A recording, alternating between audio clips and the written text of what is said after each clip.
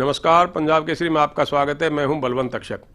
Indian national Lokdal के विधायक अभय सिंह चौटाला ने हरियाणा विधानसभा से इस्तीफा दिया है। पहले ईमेल से भेजा, फिर अपने एक प्रतिनिधि को स्पीकर साहब के पास भेजा। क्या स्थिति है उनके इस्तीफे की, आइए जानते हैं विधानसभा के स्पीकर ज्ञानचंद गुप्ता जी से। स्पीकर साहब, आपका स्वागत है। धन्यवाद। आपका भी बहुत बहुत धन्यवाद। आपका स्वागत। इनेलो के एलनाबाद के विधायक अभय सिंह चौटाला ने आपको ईमेल के जरिए अपना इस्तीफा भेजा था, क्या स्थिति है? नहीं, देखिए, जहाँ तक ईमेल का सवाल है, ईमेल के ऊपर जो हमारी विधानसभा की ईमेल है उसके ऊपर कोई भी इस्तीफा अभी तक भाई अभय सिंह चौटाला जी का नहीं आया, और ना ही मेरी व्यक्तिगत मेल के ऊपर। लेकिन परसों ही एक त्यागपत्र उनके एक प्रतिनिधि विधानसभा के अंदर दे करके गए हैं, जो मैं समझता हूं कि मैंने देखा है, उन्होंने लिख करके भेजा है। और वो उन्होंने कहा है कि अगर 26 तारीख तक ये कृषि कानून जो लागू हुए हैं रद्द नहीं होते तो 27 तारीख से मेरा त्यागपत्र स्वीकार किया जाए। मुझे लगता है कि ये कंडीशनल है। विधान के मुताबिक केवल एक लाइन लिख करके कि मैं विधानसभा की सदस्यता से त्यागपत्र देता हूँ, इतना ही काफ़ी है। लेकिन फिर भी उन्होंने एक पुरानी परंपरा का उल्लेख किया है कि आदरणीय चौधरी देवीलाल जी ने और डॉक्टर मंगल सेन जी ने SYL के मुद्दे के ऊपर इसी प्रकार से सशर्त त्यागपत्र दिया था और उनका त्यागपत्र स्वीकार हुआ था। तो मैंने अपने अधिकारियों से कहा है कि इसके बारे में थोड़ा इसकी पड़ताल करें और देखें कि वो इस्तीफा क्या था, उसमें क्या मेंशन किया था, और ये जो आज हमारे पास आया है क्या हम इसके ऊपर क्या एक्शन कर सकते हैं, क्या इसके ऊपर कोई कार्रवाई कर सकते हैं।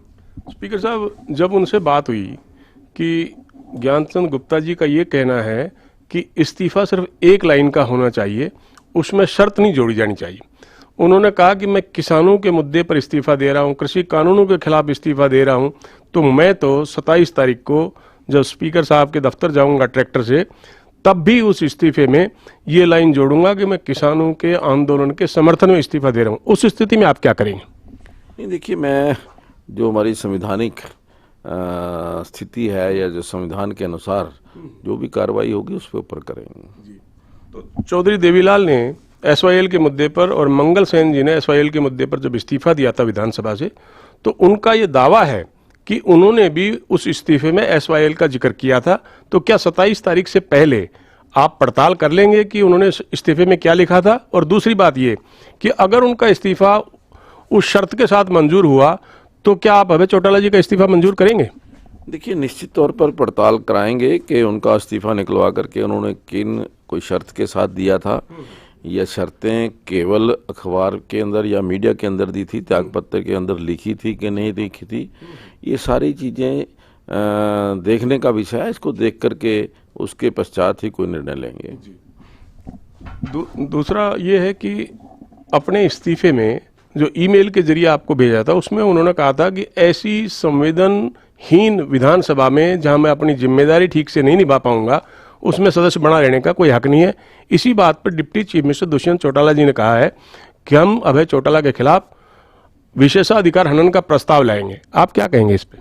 नहीं, देखिए, जहाँ तक उनका जो पहला इस्तीफा जो उन्होंने कहा कि मैंने मेल के द्वारा भेजा है, वो हमें विधानसभा को या ये व्यक्तिगत तौर पर अभी तक नहीं मिला है।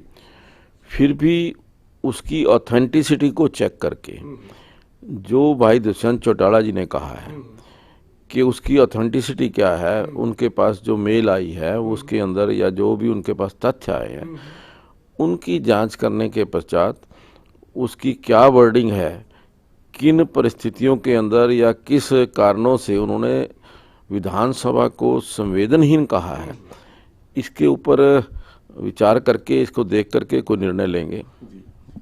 आप ये दुष्यंत चौटाला जी का बात पे जब उनसे अभय चौटाला जी से सवाल पूछा तो उनका ये कहना था स्पीकर साहब कि विधानसभा से बाहर कही हुई बात विशेषाधिकार हनन के दायरे में नहीं आती। आप क्या मानते हैं कि विधानसभा के बाहर कोई ऐसी टिप्पणी करे तो क्या सदन में बजट सत्र के दौरान इस तरह का प्रस्ताव आ सकता है उनके खिलाफ? नहीं, देखिए, एक तरफ तो खुद उन्होंने सभी समाचार पत्रों के अंदर इस प्रकार का जानकारी दी है कि मैंने विधानसभा को अपना त्याग पत्र भेजा है और उस त्याग पत्र को वायरल भी किया है।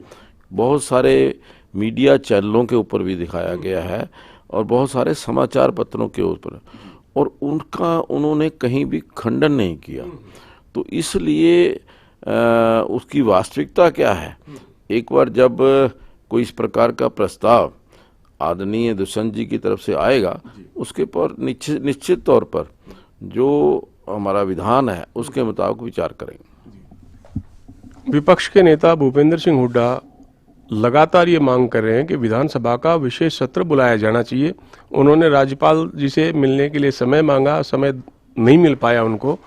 तो आपको लगता है कि बजट सत्र से पहले कोई विशेष सत्र विधानसभा का हो सकता है?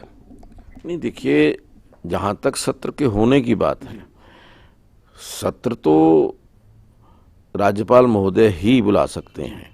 राज्यपाल जी के आदेश के बाद ही कोई सत्र बुलाने के बारे में हम सोच सकते हैं, क्योंकि ऐसी परिस्थिति अभी तक कोई नहीं आई।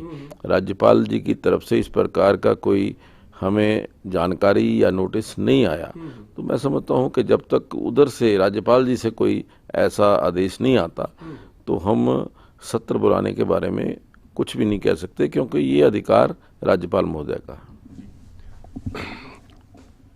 सदन जब चल रहा हो, सरकार बहुमत में हो, सरकार के साथ आज़ाद विधायक भी हैं और 10 जेजेपी के विधायकों का समर्थन भी है, आपको लगता है कि अगर विशेष सत्र बुला लिया जाए, अविश्वास प्रस्ताव आ जाए तो सरकार को कोई खतरा है? नहीं, देखिए, मैं इसके बारे में कोई टिप्पणी नहीं करूंगा, क्योंकि ये तो विधानसभा के पटल पर ही तय होगा कि किस सरकार के साथ कितने सदस्य हैं, अपोजिशन के साथ कितने सदस्य हैं, या प्रस्ताव अविश्वास प्रस्ताव गिर सकता है या पास हो सकता है। ये तो जो भी निर्णय है ये तो विधानसभा के अंदर होना है, और अगर राज्यपाल महोदय विधानसभा का सत्र बुलाने का आदेश देते हैं तो मैं समझता हूँ कि उसके अंदर ही ये तय हो पाएगा। तो बजट सत्र कब तक बुलाए जाने की उम्मीद है स्पीकर साहब? देखिए, अक्सर बजट सत्र जो है वो फरवरी माह के अंत में या मार्च के फर्स्ट वीक के अंदर बुलाया जाता है। तो जब भी सरकार चाहेगी या राज्यपाल महोदय चाहेंगे तभी हम सत्र बुला लेंगे, कोई हमें इसमें दिक्कत नहीं है। शुक्रिया स्पीकर साहब पंजाब केसरी बातचीत के लिए। धन्यवाद, आपका भी बहुत बहुत धन्यवाद। तो ये थे विधानसभा के स्पीकर ज्ञानचंद गुप्ता, जिनका कहना है कि अभय चौटाला की इस बात की वो पड़ताल करवाएंगे कि चौधरी देवीलाल का इस्तीफा सशर्त मंजूर हुआ था या एक लाइन का इस्तीफा था।